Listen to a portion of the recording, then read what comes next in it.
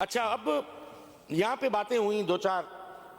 मैं बड़ा सच्ची बात यह है कि मुझे उन बातों ने बड़ा अजीब लगा मुझे।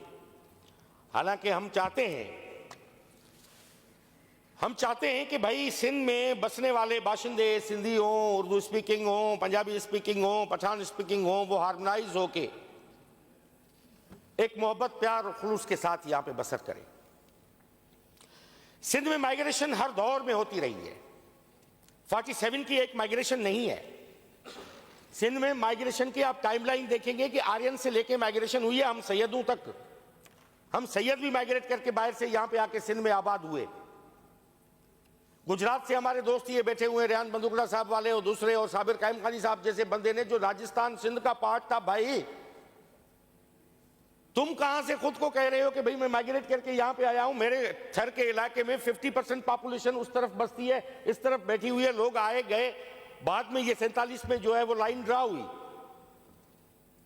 और ये एथनिक प्रोफाइलिंग जो यहां पे शुरू हुई, मैंने कुछ दोस्तों को सुना और साबिर जैसे पढ़े लिखे बंदे को भी मैंने सुना, मुझे हैरानगी हुई इस बात पे कि ये एथनिक प्रोफाइलिंग कर रहे हैं। भाई एथनिक प्रोफाइलिंग की अब गुंजाइश नहीं है, ये थ्योरी फेल हो चुकी है। अगर पॉलिटिकल पोलराइजेशन है आपके विद इन रैंक्स तो उसको डिफरेंटली आप हैंडल करें, मगर उनको सेटल करने के चक्कर में आप पूरे के पूरे 6 करोड़ लोगों की आबादी को आप आग न लगाएं।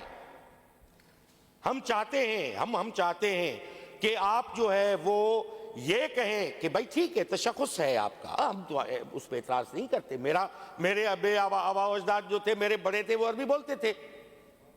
हम वहां से माइग्रेट करके सिंध में जब आए तो मुरादली शाह के बड़े आए यहाँ पे सिंध में, जितने भी माइग्रेट करके सिंध में नासिर शाह के बड़े आए तो अब वो सिंधी बोलते हैं वहां पे। वो इस मिट्टी को ऑन करते हैं। इस मिट्टी में वो खासियत रखी है सिंध की मिट्टी में। तीन जनरेशंस में जो केपी से और अफगानिस्तान से माइग्रेशन सिंध में हुई, वो सिंधी हो गए। आगा सिराज दुरानी साहब उसकी सबसे बड़ी मिसाल बैठे हुए हैं।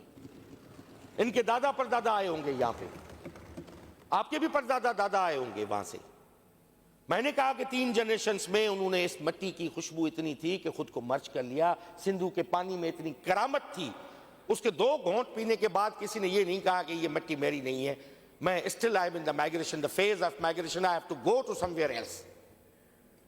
भाई मिट्टी आपकी, आप रहो, प्रेम के साथ रहो। मगर मैं बात करता हूं कि आज भी मैं उर्दू आबादी का केस लड़ने वाला हूं। मैं पहले भी लड़ा हूं, असेंबली के फ्लोर पे लड़ा हूं। उस पेज पे जब बैठता था उस वक्त यहां पे सैयद सरदार अमन साहब ने तकरीर की थी। मैंने मौजबाना अंदाज में उसके सामने कुछ चीजें गोशगवार की थी। मैं बात रेफरेंस के साथ करूंगा, ऐसे नहीं करूंगा। जाम खान शोरों ने बड़ी डिटेल किस्म की जो प्रिल्यूड आपके सामने दिया, पूरा पस मंजर दिया। इख्तलाफ हो सकता है, आप जाएं रेफर करें, ये बात दलील की है, सीट पे बैठ के इनकार करने की है नहीं। ये जाके रेफर करनी कि आपके रेफरेंस कौन से हैं। उन्होंने कहा कि जी 47। अब देखिए, मैं कहता हूं अगेन, ये बात किसी की हिस्टोरिकल और कल्चरल आइडेंटिटी की बात है, उसके तशख़्ख़ुस की बात है कि 47 से पहले कराची कुछ नहीं था, हमने आके कराची को बनाया। ये कराची 47 के बाद बना है भाई, इससे पहले कराची था नहीं।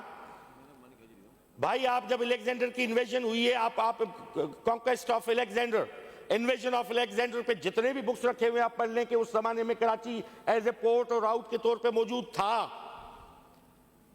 उसके बाद हिस्टोरिकली जो कराची है 350 साल पहले शाह लतीफ की शायरी में कराची खुद मौजूद है। मोर्लो मीरबर का किस्सा मौजूद है। मचेरू की बस्ती थी, सामूंडी शाह लतीफ बिटाई 300 साल पहले अपने आंखों से यहां पे वो जहाजरान देखे थे। उसने वो सेलर्स देखे थे जो यहां से जाके जमैका आइलैंड तक वो ट्रेड करते थे, स्पेन से जावा और सुमात्रा आइलैंड तक जाके वो ट्रेड करते थे। वो शाह लतीफ की शायरी में मौजूद है। उस जमाने में कराची था। उसके बाद कराची का कोई 47 के बाद कराची बना है।